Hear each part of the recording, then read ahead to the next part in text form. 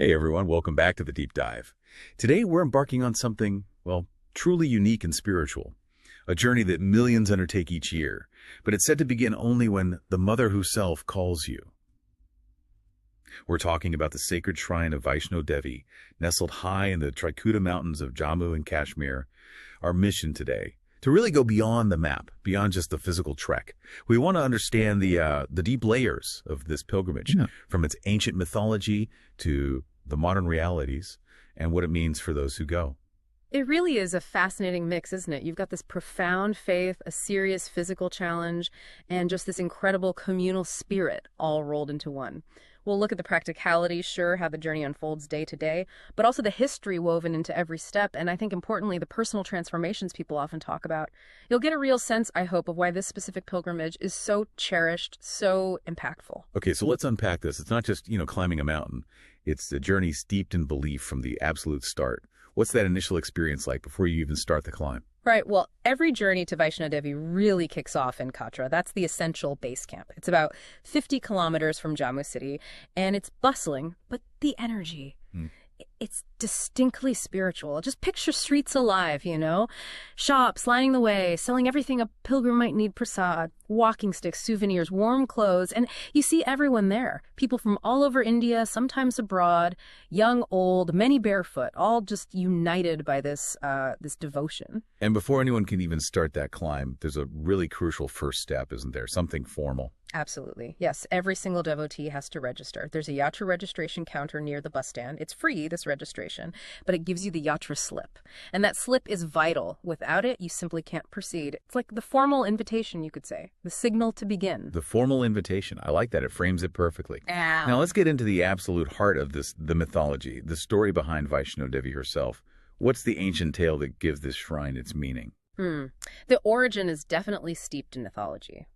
Ancient stories say Vaishno Devi was born as a girl named Trikuta, believed to be an incarnation of goddess Mahalakshmi, and from a very young age, totally dedicated to spirituality, to penance. Her ultimate wish, the stories say, was to marry Lord Vishnu. But he told her, essentially, to wait until the current age, the Kali Yuga, was over.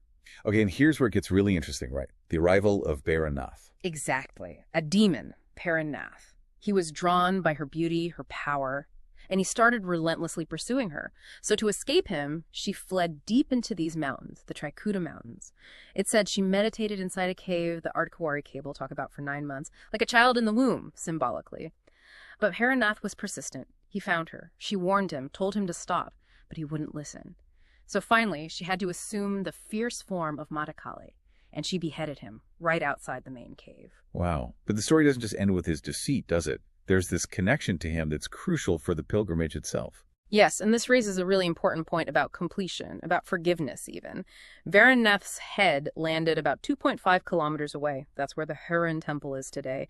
And in his final moments, apparently, he realized her divinity. He begged for forgiveness. And Mata Vaishno Devi, being compassionate, granted him moksha, salvation. But here's the key thing. She blessed him by declaring that no pilgrimage to her shrine would be complete unless pilgrims also visited his shrine after hers. So even the one who pursued her becomes this integral part of the whole spiritual journey. That adds such a layer of depth. It's not just about venerating the goddess, but also acknowledging that whole narrative, including the antagonist's redemption. Yeah. Okay, so with that incredible mythology as the backdrop, let's talk about the physical journey. It's not easy. We're looking at roughly 13.5 kilometers uphill from Katra to the main holy cave, the Pawan. That's right. It's a significant trek.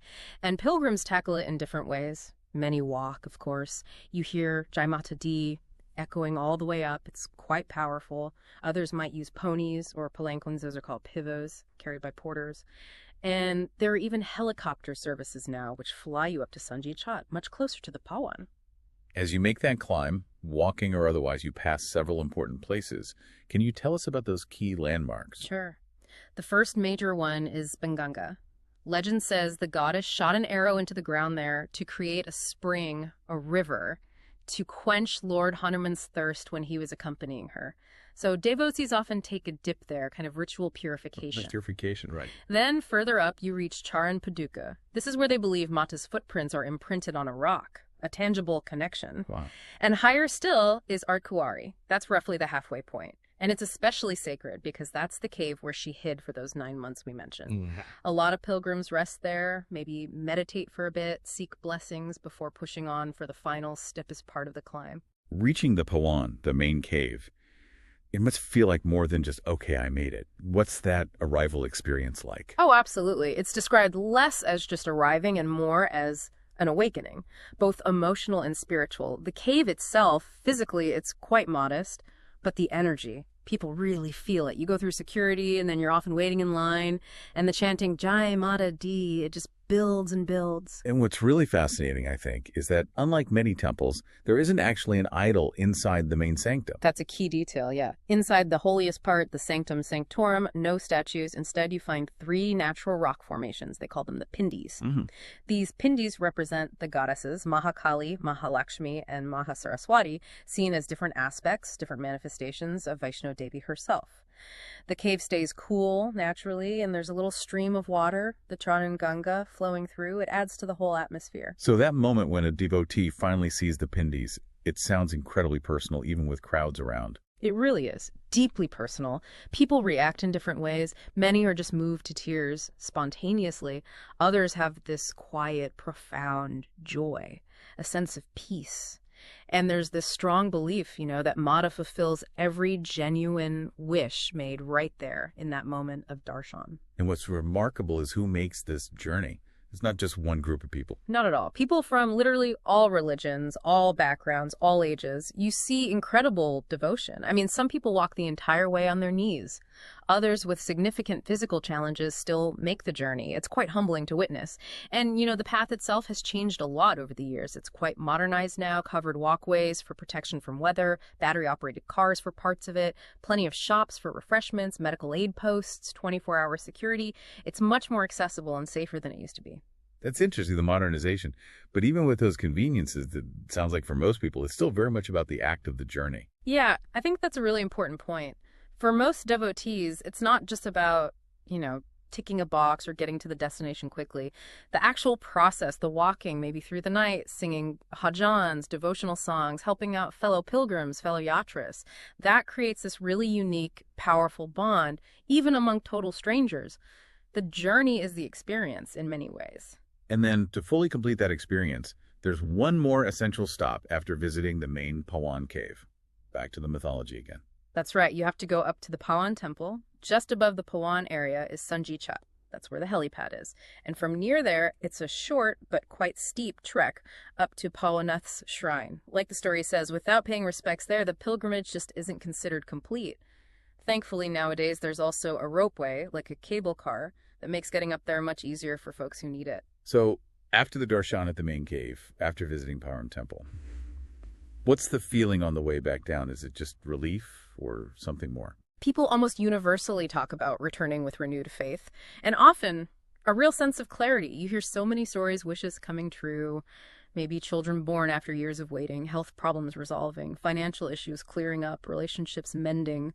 For others, it's less specific, just a deep sense of peace, or finding strength they didn't know they had. It sounds like such a personal transformation, even amidst potentially huge crowds. It does, doesn't it? What's fascinating is that people say, despite the crowds, you don't really feel lost or alone. There's that shared energy. And even though you're physically exhausted, often people describe feeling lighter, like burdens have genuinely been lifted.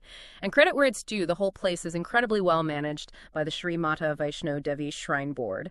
They provide things like free blankets if it's cold, clean facilities, dormitories, lots of food options along the way. And the donation system is quite transparent, funding upkeep and development. So wrapping up this deep dive, it's really clear, isn't it? Vaishno Devi is so much more than a mountain trek. It really is described as this journey within yourself, where faith meets endurance and devotion just powers you through exhaustion. Exactly. Whether someone goes seeking specific answers or peace or blessings or maybe closure, the common theme, the resounding sentiment, is that you always seem to return with something more, something greater than what you went looking for. You're like the locals say with such simple reverence, Matane Bulaya, the mother has called. So for you listening, what does it mean to be called? Maybe to a journey of knowledge like this one, or personal growth, or even just following your curiosity. What might you find waiting at the end of your own deep dives?